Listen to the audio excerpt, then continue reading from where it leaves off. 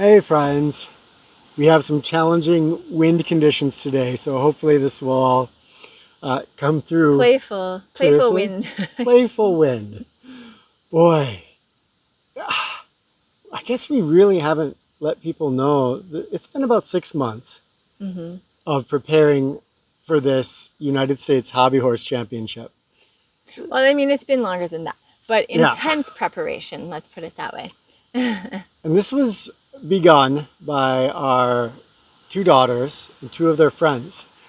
And so this went from just an idea that four teenage girls had to, wow, I A mean, huge event, incredible. We just had it this last weekend, and we had people coming from Canada, one person from Finland, where hobby horsing is extremely big. It's kind of the birthplace of hobby horsing. And then Hawaii, New York, Pennsylvania, California, I mean, everywhere, Colorado, all across the United States. Over 100 people participating, and we had kind of planned for maybe 20 or 30 would be great. and I'm going to use the word magical because, this, I think one interesting thing for me has been, as this has unfolded, just becoming more aware of where hobby horsing is portrayed in the media.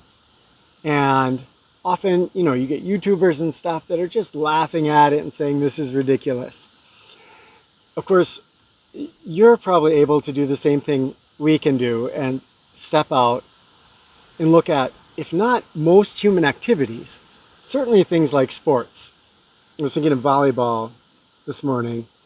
We're going to put up a net and hit balls over it and then call that a serious sport. There's But a of lot course, of... there's a lot of athleticism. I was just learning about cricket, which, I mean, I don't have any like judgment for or against it. I had just never understood what it was, and so I was watching it, and it just seemed really crazy and unusual.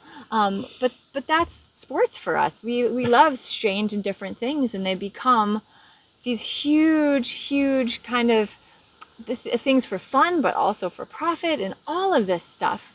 And yeah, and if you step away, it's kind of different. So we had the Washington Post was there. There was a front page article in the Wall Street Journal. Maybe you saw that. Inside Edition was there.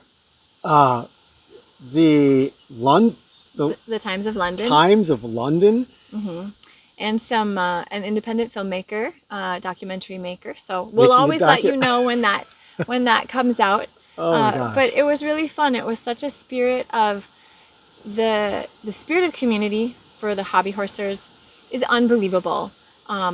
Just to be there and witness everybody being so kind and so supportive, and even though it was a competition, watching as the winner of the high jump in the youth category just elated, and she's crying, and everyone's just huge pile of hugs and other people crying for her. It was just like, it was so heartwarming, it was so wholesome, it was so genuine. I don't know how these kids are jumping. Like, imagine I'm standing up and there's a bar this high on me, running up to it and jumping over it. And now doing that, hurdlers and everything else, we get to use our arms to launch ourselves. Now you just have to hold that hobby horse, so you don't get to use your arms and do this.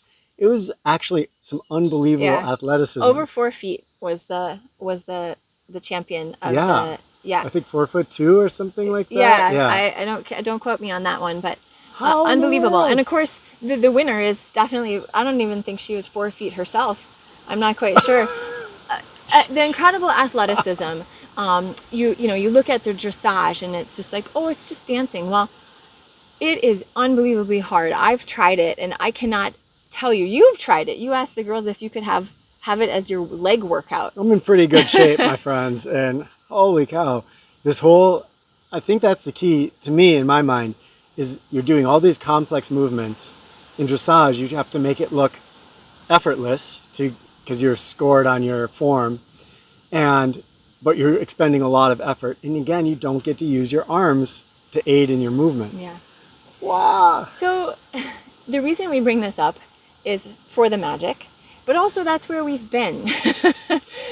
We have been our life has been very full with that, and our kids are growing. If you've watched our channel for a long time, you've seen since our kids were little, and now they're becoming teenagers. They're choosing some amazing ways to express themselves in the world, and we're going along for the ride, but it requires our focus and our attention and our energy, and so we haven't been able to put that as much into some of the things that we have in the past. Yeah, it's been such an interesting journey of parenting, and to have both our girls are entrepreneurs at this point, one at 10 years old, one at 13 years old, and to have them be doing their own things like this and watch them blossom into the world in their own ways. Wow, what an adventure. And yeah, you've been along with us for so much of it through ReWild University. Now we're home. And I gotta say, I didn't think life would feel different, but this was such a monumental thing. This was the first ever championship of its kind in our country, and it became huge and amazing, and so much a labor of love, so much work, so many people, so many volunteers. Just the amount of energy that went into it was incredible. And I just thought, oh, it's just an event, I won't feel any different when I get back. But I feel so different. I think we had an inkling, because you probably know we used to work in Renaissance fairs in management, and there as well, so much that goes into it. It's to put on a big event. Whoa, way more than you think. And so despite our level of mindfulness and consciousness, which has been tested. yeah, the last 6 months saw us going into some patterns where we just went into those and didn't really recognize that we were getting into some new patterns that didn't really serve us. And so coming out the other side of this, it's not just things like being home. And I mean, check out this box of goodness we just got today when we went Amishing. We're so blessed. Yeah, $14.50. How does this happen in this world? It's really good to be home to this. And I don't just mean home spatially, but home in the sense of we're not organizing that event anymore, and we can readjust to a new way of living. I think moments like this allow you to recalibrate, to look at the way you've been living before and to shift. And we've known there's going to be a big shift when we got back, which we're going to share with you. But to be suddenly living it and trying to immerse ourselves in it it's something else. There's a lot to it. It's multifaceted. For me, it isn't just, oh wow, this is incredible and now I can soak into this, which I do feel. It's also the struggle of having filled your time with something.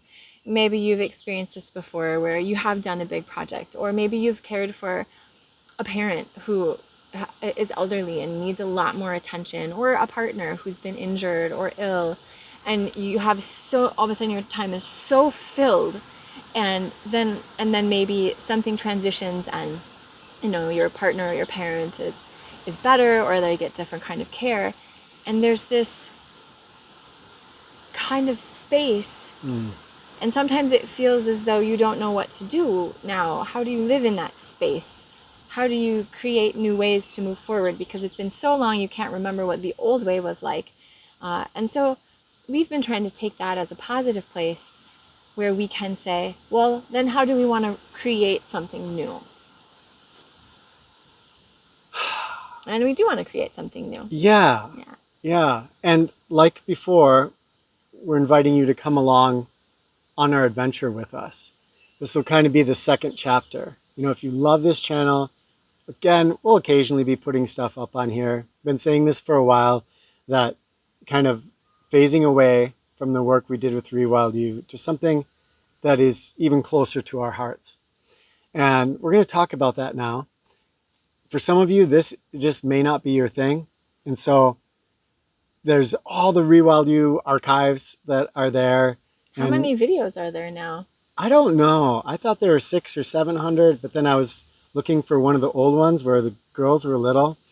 And as I, at least the only way I can figure it out, you have to scroll through it every time. Oh my gosh. On your channel. There's not a good way to jump forward.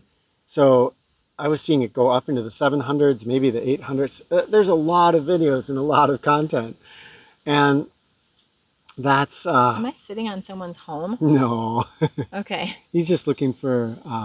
this guy's looking for wood. Caterpillars? No, actually, yeah. He's probably looking for caterpillars right now. Okay, well, as long as I Or don't squish them. Oh, spiders, yeah. Yeah. Oh, that's a video. Ew. Oh, remember that Yeah. one? Yep. No, it's a yellow jacket. Hi. Oh, no, it's not a yellow jacket. Paper wasp? It's something Paper different. wasp, sorry. No, I don't think it's a paper wasp either. I mean, Man. some kind of paper wasp. My D's are off today. Well, I don't know. I'm afraid of wasps, so that's You've why come I so far. You could not... I mean, 10 years ago, you would talk not be about able to fear. sit It'd be here like, with cut the us. camera. We're done for now. Yeah. It's because, you know, you don't know that they land on you sometimes, and then you think like they're just... Oh, and then you brush them Yeah. and you get Yeah. zapped.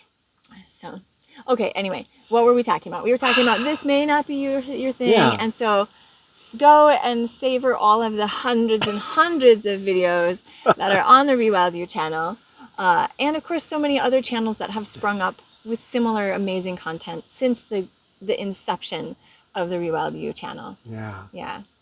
Oh, But but if well, you you do were gonna want give to... gratitude to people? No. Oh, well, anyway. No. If you do want to come along on our journey, this next step is... I feel like it's a big step for me because oddly, this is going to sound weird, but I feel like a really private person. That is weird, isn't it? Because I know. we have a I very mean, public we've life. shared a lot of things, and but you know, there's always kind of who you are without being on camera in your day-to-day moments, and so to share this for me is a really big step. You probably know from watching that from the beginning of our time together, how long has it been? No, I don't know. I was trying to calculate that the other day, but I just give up.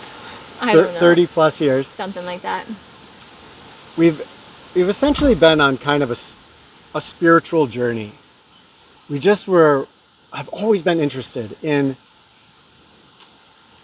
trying to tease out the meaning of life, the deeper The essences that seem yeah. to remain when all the other stuff gets taken away, or I don't know. I call it the important things, which are, if you're going to lay down and die, what are the important things? Like, what will you reflect on and say, that made this life so precious to me? Because we all live in this world that really wants to distract us with all kinds of Wind. I think the speaker's good, so I hope this is all going to be good. But distract us with so many things. And we all have a sense, though, probably, that there's also, there's something essential. And maybe we sense it when we stop. We have so many videos about this, right? I mean, in a way, this isn't that different than what we've been doing, in that sense of stopping and looking into your child's eyes, noticing that moment is more important than any of these other things that are competing for our brain space. Yeah. And that journey has taken us on all kinds of interesting twists and turns. We've looked at all kinds of different religions. We've looked at Christianity. We've looked at Zen Buddhism. We've looked at Taoism. We went to a UU church once. I think we were always, in a way, searching for I'm going to say it, like a canned spirituality, something that was already there that would fit in with we could just slip into it and we'd be good to go. Yeah, we'd have a community of people that were like-minded, and we would feel that connection not only with the universe, but with other people that were seekers of a similar ilk, if you will. What a word. I know, it's an old word. Ilk. You and your ilk. Yeah. I would say that nothing really fit for a long time. And from in a lot of ways, I think Zen got us deeper into things that sort of led into other non-dual explorations like Vedanta Hinduism.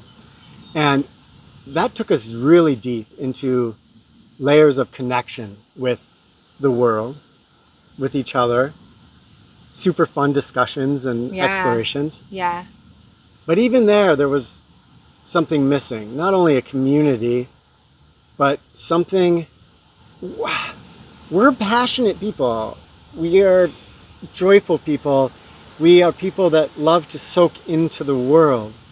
And so in many ways we are the starkness, I will say, of Zen, for instance, didn't fit in with my tendency to be just Right. Yeah. Which, of course, in some of the Zen, there are the monks, that are. Who are we thinking of? Crazy Cloud? Yeah. And, yeah. That Who are are super And passionate. of course it can be, but for us, we just wanted something that felt different than that. Yeah. Yeah, because I don't really think of a judgment. That part of our exploration really deepened who we are in the ways that we explore and examine the world. So each time we looked at something, we gained something, and we expanded. But it still wasn't the thing that felt like a fit for us. I think what came closest was Hinduism, and the mystical side of Hinduism. All religions have a what I'm calling a canned side. Like here's just the dogma and the doctrine that's put forth by the church for most people who aren't going to go deep into their religion. Then there's a mystical side of all spiritual paths, which is saying, I think we resonate with most of the mystical. Yeah. Yeah, anytime we hit the mystical side of things. We can read Christian mystics, we can read Hindu mystics, we can read, any of them. It all essentially reads the same to us. So we're talking about spirituality here. Yeah. And for us, it was Bakti yoga, that branch of Hinduism that resonated most deeply. Mm-hmm. And what resonated about it is that the Hinduism puts forth this idea of a Brahman or a whatever, the ultimate truth, which they posit as not knowable by humans. But that becomes the things of the world. We have a kind of a scientific-y kind of mindset. We're sort of a true skeptic, if you will, kind of. Yeah. So adds a little challenge to things. Oh yeah, it sure does. It sure does. Well, how can I know that this is true? Well. And when I think about, what science will eventually discover, it will be probably that there's a something in the universe, that we can distill down to a theory of everything, to a oneness, that then is manifesting as everything we see around us. You mean like photons are both particles and waves? And I feel like Hinduism kind of says the same thing. But yeah, go. Well, also, I wouldn't say that we felt that quite fit for us either. You said it was the closest. And it really, when we found that, we kind of blossomed out and we began sort of, I don't want to say creating our own because it's hard to know if this is anywhere else, but an individual spirituality that felt really good for us. And we turned to that Bakti Hinduism a lot. But, parts of it we left behind because it didn't resonate with us. And so I guess what this long-winded conversation comes down to is that for us, for our next pathway a chapter of our life that we want to share the spirituality that we have been cultivating over the last 30 years. And for us, it's the secret spark of magic or joy that allows us to be the people we are, share the things that we share, have the family that we have, the community that we have, the connection that we have with nature. It all comes down, for us to this journey and the cultivation of this spirituality that's still evolving. Yeah. So we don't necessarily even have we're creating a website, a new YouTube channel, and the website's called the Sanctuary of Divine Mother. In that Hindu concept, the ultimate reality becomes different things, and they envision it becoming deities too. For us, trying to have a connection with the ultimate in a Zenish sort of way, it was missing a face. It was missing a connection of personalness. In the same way that you could have a pet, and if we were going to really honor the way that pet is, for instance, that dog may not need or cat may not need a name. But to us, a name is very important. That starts to create a feeling of connection. So as a human, that using that name deepens our connection with that animal, even though the animal probably just needs touch and connection and some other things wouldn't need that name that's so important to us as humans. We put a name onto that ultimate. And to be fair, this, Divine Mother is a deity in Hinduism, or a concept in Hinduism. But we're not really adhering to that, because the Hinduism itself, looking at that community of people, like many religions, there's dogma, there's ways to dress, and things that we wanted to have a relationship with the ultimate that allowed people to just be free and explore, not be dogged down by dogma. And so we might as well say that we created it, but it feels like it created us more than we created it. Mm-hmm. And a mutual arising. How's a that? mutual arising, as Alan Watts would say. It's very Bakti based. If you don't know that word, we've been using it a lot. Bakti is unconditional love. It's falling in love with the world, with each other, with everything, and letting that be the basis or the foundation of your being. We're starting to, we are coming out and saying, this is what we have been doing. This is kind of our secret. This is the basis of our life. And we want to share it with you. You're invited to come to our website to learn more about it. We'll explain it in more depth. And we have created a Patreon page. The reason for that is that a fair amount of you follow us, we know by now, and don't want to be exposed to the YouTube algorithms. Through Patreon, it's free. You can sign up your email, and then everything we create will come to your inbox, essentially. It's just a way to be a part of things without having to go through the YouTube side of things, which YouTube has its place as well. But anyway, yeah, that would be one place to just come and just be able to have that free flow. And this is not, you can check out the website. There's an introductory video.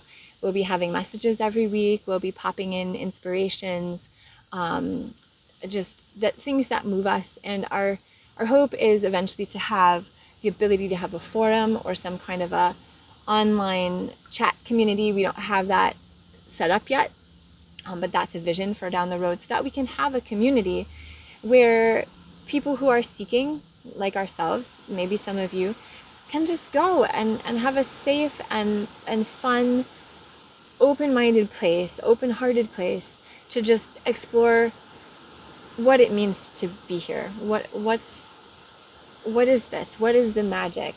What is the meaning? What is, and whatever else that comes from that. And to do so without feeling restricted, without feeling like there's only certain channels that you can go down. It's meant to just be a warm and loving place to explore. So, check it out, my friends. divinemother.love, and be super cool to see you there.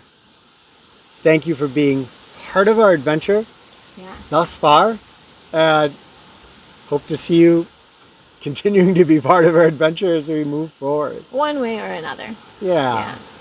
So, all our gratitude to you. All right. Let's see. We'll leave links in the description. And I think that's it. Okay, because I'm going to be blown away here soon. So much love to you all. We'll talk with you in the comments.